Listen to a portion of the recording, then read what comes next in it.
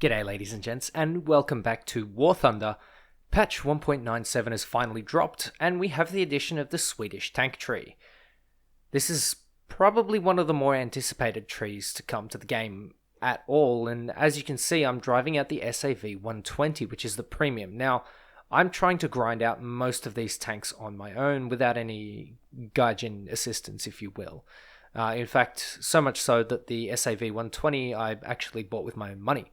But honestly, I think it is worth it, 100%. Even now, with all the spam and all the crazy shit going on. Patch 1.97 has been rather stressful, if you will. It's been quite testing. The Lightning, and in fact, entirety of top tier has been kind of frustrating as a whole. And I think, you know what, I'm going to give it a rest and let it sit for a little bit, let everyone get their stuff and wait for the monkeys to go back to their trees. And in the meantime, I'll hang out in some other stuff, maybe try some Swedish tanks, maybe try some other lower tier stuff. So expect that during the next couple of weeks. Or maybe next couple of days. But as you can see here, the SAV 120 is really good fun. It is definitely not overpowered. It does meet its match, rather. And you can see that whilst I've gotten 3 very quick kills, none of those players were at all ready for me. I came in and had the upper hand, and I took advantage of that. I'm also on a flank. Now, the SAV is ideal, best suited for sitting on a flank and dealing as much damage from said flank. As you can see, Sherman VC completely destroyed from the side. I do see another Sherman, and I do expect it to pop out from around this road, maybe to head towards the cap circle. Now, the SAV 120, as I said, is perfect for this sort of situation. It is not a frontline tank. You don't want to be shooting things from the front at all, in fact. The tank itself, there we go, there's the Sherman, needs to be shooting at things from the side. Unless it's German, of course, when, the Germans are glass cannons. Even the Soviets, you will have a hard time penetrating from the front. Shermans, you will definitely need to aim for weak spots. The British tanks, you will in some cases need to aim for weak spots. And with the Americans, the Shermans, the Jumbos, the T-14, you will definitely need to aim for those weak spots. T-34s, KV-1s, etc. Anything you can think of with more than 90mm of armor, effective at any point on the tank. The SAV is perfect for a situation where the enemies are just not looking and not prepared for you. I'll show you a little clip once this one finishes up, because I'm going to show you a second battle. Sort of, not quite from start to finish, but just the best bits.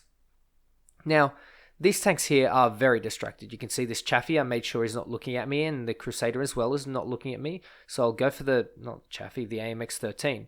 And now I'll try and hit this Crusader. I'm trying to shoot him through smoke, and there we go. I figured out where he is. Finally get the shot on him.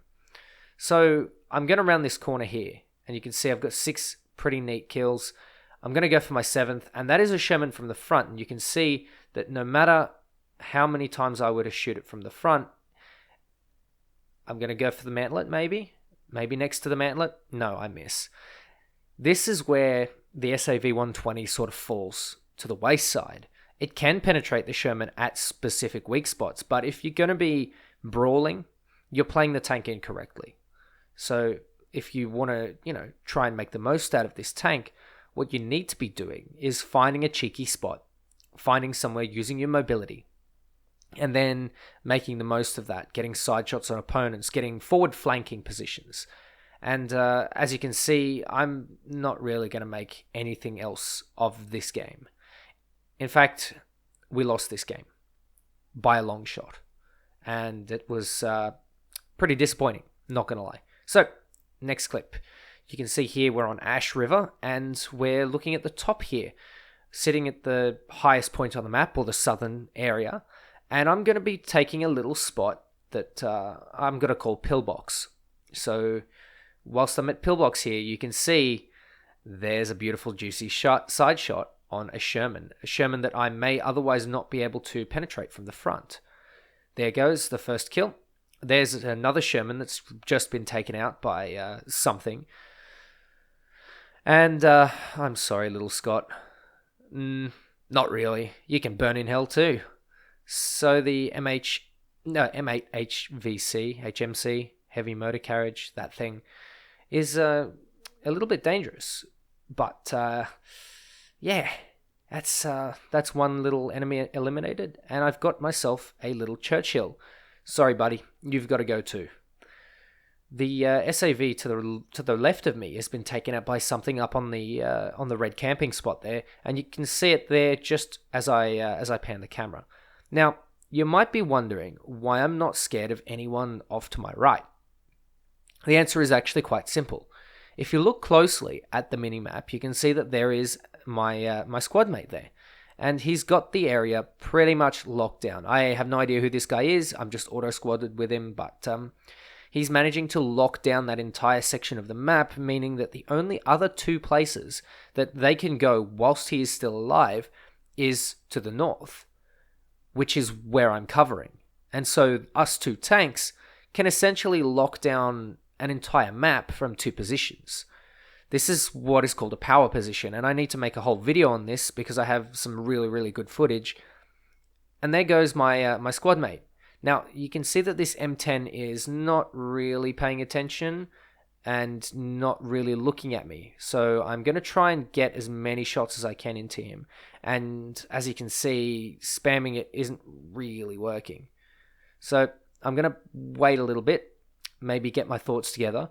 And you can see that he's now starting to look at me, and that's when I put it into the side, which is where I should have gone for the shot in the beginning. This has basically won us the entire game. It is a small match. Have a look, 7 or 8 players. That's tiny. And I've managed to kill 5 of them so far. So all that because 2 people managed to lock down a single flank. This tank is absolutely perfect for this kind of stuff. If you can hold down a flank like that so quickly and so readily, because of the ability of the auto-loading cannon, it really makes the tank shine. If you were to grind out the entire Swedish tank tree, I would grind it with this thing. I would get to tier 4 and throw a talisman on the STR-V81. Go from there. Rank 6, rank 7, I personally don't think I would really bother with, because for me, I'm not really big on that area. I really like the 77, 80, 83, and that's about where my enjoyment of the game sort of peels off a little bit. It's still fun, but I don't know, something is not for me in that area. With planes, however, I'm happy to go to top tier. But for tanks, I think I'm more of a pilot. So if you are in the same boat as me, or you like World War II era stuff, or you, I don't know, aren't fussed by Cold War stuff, then definitely this tank is a really good buy. Even if you're not, and you just want something to derp around in, I still recommend this, even after the spam and after the patch day shenanigans. I think it's really good. I think it's good fun. I think it's well balanced. The one thing that is basically a hard counter to the SAV-120 is anything with a short stop stabilizer. Literally anything with a short stop stabilizer. You shoot that right hand side when you're facing, or the left hand side of the tank, you easily have a kill. There are 3 crew members. If you shoot it from behind and you get the engine, or if you get the breach, easy kills. So once you manage to get past that, it's pretty straightforward. So definitely, yeah, a worthwhile premium. I would say if you wanted to pick it up, go for it. And there's no real guilt, I would say, for that.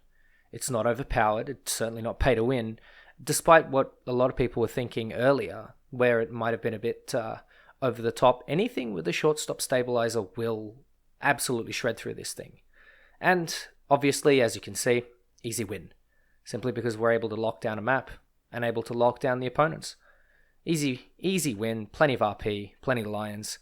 Although something tells me that it has been reduced. I don't know. Someone let me know in the comments.